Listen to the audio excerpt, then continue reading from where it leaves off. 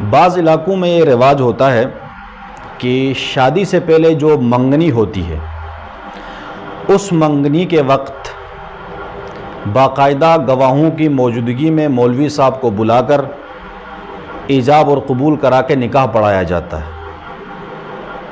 پاکستان کے اندر خیبر پختونخوا کے اندر یہ رواج بہت زیادہ ہے۔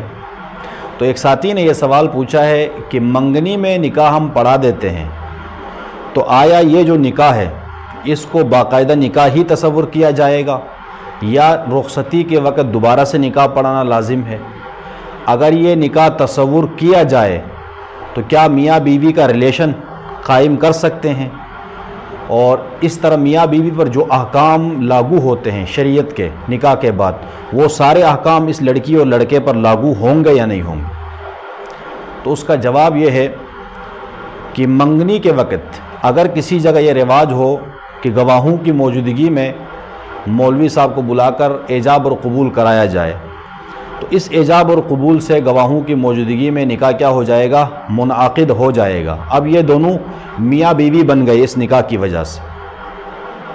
اب ان دونوں کے درمیان میاں بیوی کا تعلق قائم ہو گیا۔ اب ان کا ملنا جلنا بات چیت کرنا سب شرعاً جائز ہے کیونکہ یہ دونوں میاں بیوی ہیں۔ ان دونوں میں سے کوئی ایک فوت ہو گیا تو وراثت کے احکام بھی جاری ہوں گے۔ اگر شوہر فوت ہو جائے تو بیوی عدت بھی گزارے گی، اور یہ بیوی اگر یہاں سے رشتہ ختم کر کے کہیں اور نکاح کرنا چاہتی ہے، کوئی مسئلہ پیش آئے تو شوہر سے طلاق لیے بغیر کہیں اور جگہ وہ نکاح نہیں کر سکتی ہے۔ کیوں؟ اس لیے کہ منگنی کے وقت جو نکاح ایجاب اور قبول کرایا گیا تھا وہ پراپر ایک نکاح تھا، اور اب رخصتی کے وقت شادی کے وقت دوبارہ نکاح کی ضرورت نہیں ہے کیونکہ یہی نکاح کافی ہے۔ اب صرف رخصتی کر کے آپ گھر دلہن کو لے جا سکتے ہیں، دوبارہ نکاح پڑھانے کی ضرورت نہیں ہے۔